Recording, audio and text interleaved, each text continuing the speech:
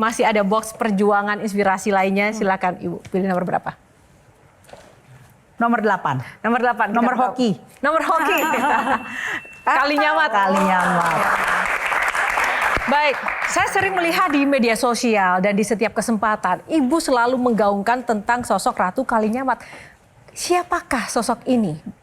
Jadi kalau ini ceritanya agak panjang. 2013 saya ke Jepara.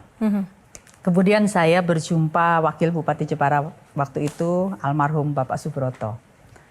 Bercerita bahwa Pemda Kabupaten Jepara sudah 2 kali mengajukan kepada pemerintah Republik Indonesia agar seorang tokoh dari Jepara, Ratu Kalinyamat, menjadi pahlawan nasional.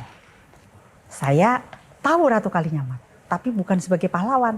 Saya cuma bilang, Mas, itu kan diketoprak, Mas, ketoprakan. Jadi kalau zaman dulu tuh ketoprak tuh kalau Ratu Kalinyamat tuh terkenalnya itu gelap-gelap, terus rambutnya panjang gitu. Dan ada mitos, nanti Mas Tejo pasti lebih banyak sih, tapi Topo Wudro ya Mas ya. Nah itu yang dikenal. Ketertarikan itulah yang membuat saya banyak berkenalan dengan kawan-kawan, masih lingkupnya di Jepara. Ada seorang tokoh di Jepara yang menekuni Kalinyamat, lalu memberikan banyak catatan ke saya baca, saya bilang wah ini layak sekali untuk dikedepankan. Kemudian saya diberitahu penolakan terhadap Ratu Kalinyamat itu karena antara lain yang pertama harus bisa dibuktikan ini mitos atau bukan. Ketika saya berziarah, saya merasa ini gila. Ini makam, ada papannya, diresmikan oleh Menteri Pendidikan dan Kebudayaan Daud Yusuf.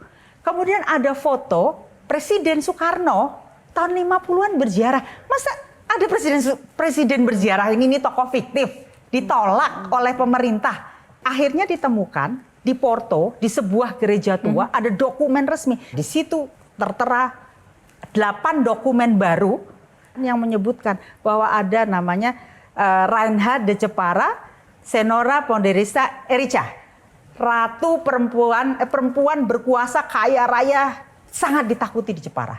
Bahkan di dalam dokumen itu tergambar dengan jelas Ratu Kalinyamat itu mampu memimpin raja-raja dari Aceh sampai Hitu, belum ada NATO loh zaman itu. Dia bisa membuat fakta pertahanan pan-islamik memang karena negara-negara Islam yang dia kumpulkan untuk bersama-sama bersepakat menjaga perairan Nusantara supaya Portugis tidak masuk. Gini loh, ayo bisa ngirim pasukan 15.000 ke Aceh, bisa ke Ternate karena pasukan Sultan Cirebon, Banten bisa disatukan 5. Terus saya bertanya, mungkin nggak Mbak karena nggak ada cinta ini? Berarti kalau betul ini lebih besar dari Cleopatra.